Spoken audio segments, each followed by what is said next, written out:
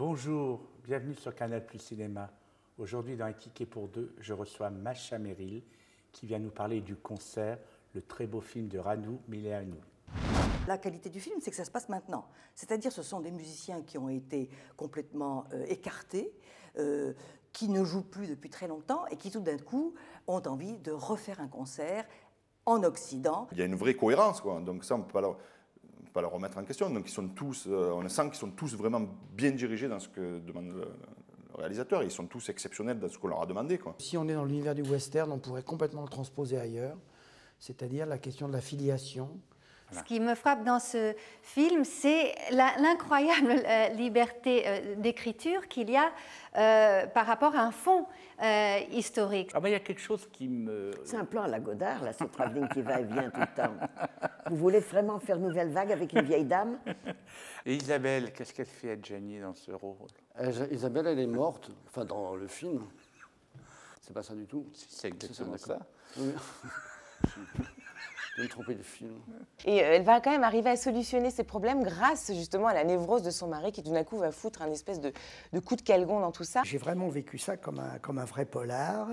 Et puis au fur et à mesure que je vivais le polar comme un spectateur avec la jubilation du polar, je me disais mais en plus c'est vrai, en plus c'est vrai, en plus c'est vrai. Donc, je vous conseille de regarder Le Dernier Vol de Karim Dridi parce que c'est une belle déambulation, un beau voyage, une incitation à l'amour dans une immense mer de sable.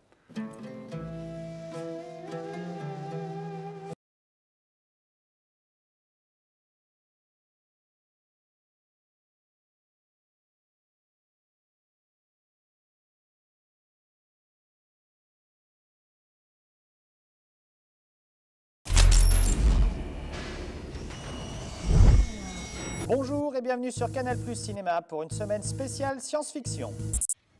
Aujourd'hui, la SF est un genre particulièrement à la mode, comme vient l'illustrer l'exposition Science et Fiction qui ouvre ses portes ce mois-ci à la Cité des Sciences. Pour l'occasion, Canal Plus Cinéma vous invite à voyager aux confins du genre en s'interrogeant en 7 jours et 7 films sur l'avenir du futur.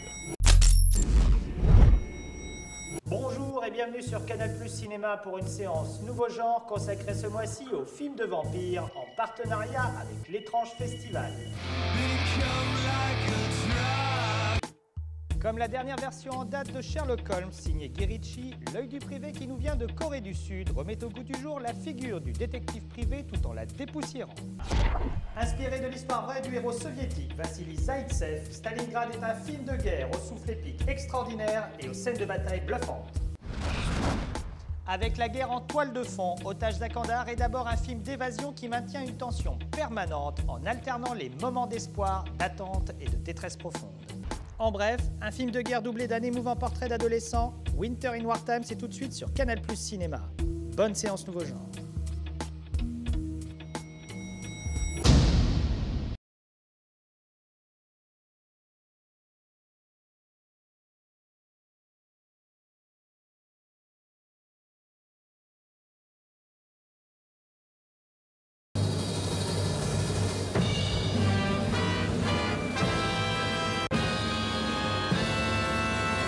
Bonsoir, il est minuit et c'est l'heure du journal du Hard.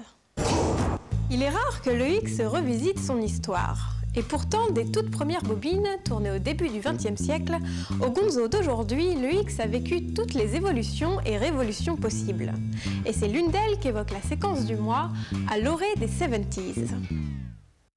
Jade Delaroche est l'une des filles les plus prometteuses du X hexagonal. Elle affole déjà les fans et les internautes, sans parler des professionnels qui lui prédisent un grand destin. Bref, ce petit bijou de femme ne vous laissera pas de marbre. On connaissait Miami pour ses retraités, ses flamants roses, ses deux flics, ses bad boys, ses plages ou encore son style art déco.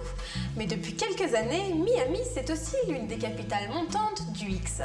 Suivez le guide.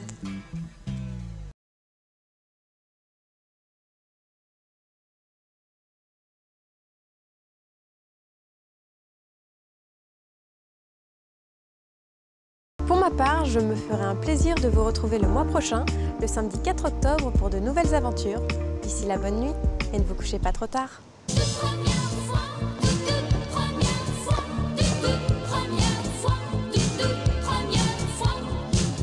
Θέλω να σε γαμίσω από τον κόλο.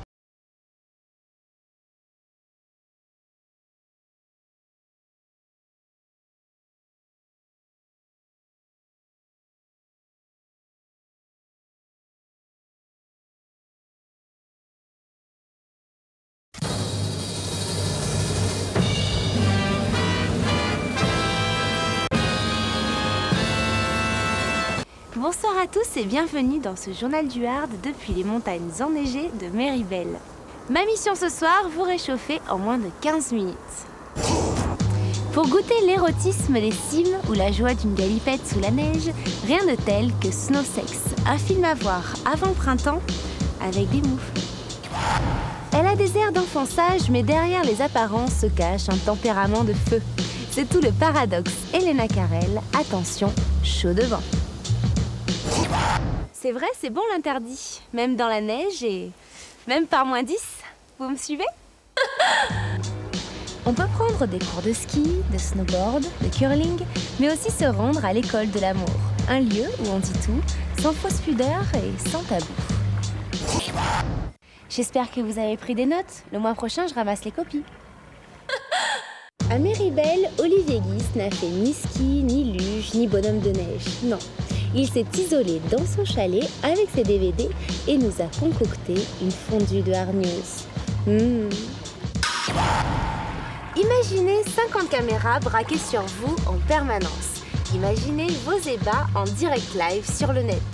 Ça, c'est Big Brother version X, la télé-réalité façon hardcore. Souriez, vous êtes filmés. Moi aussi, je me filmerais bien comme ça, mais j'ai pas cette caméra chez moi.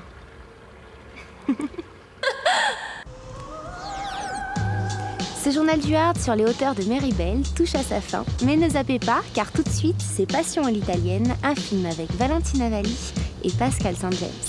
Quant à moi, je vous donne rendez-vous le samedi 4 mars pour un nouveau journal du Hard, toujours sur Canal+, et toujours à minuit. Bonne nuit blanche. Étoile des neiges, mon cœur amoureux, c'est présent. Elle a des airs d'enfant sage, mais derrière les apparences se cache un tempérament de feu. Je te donne langage.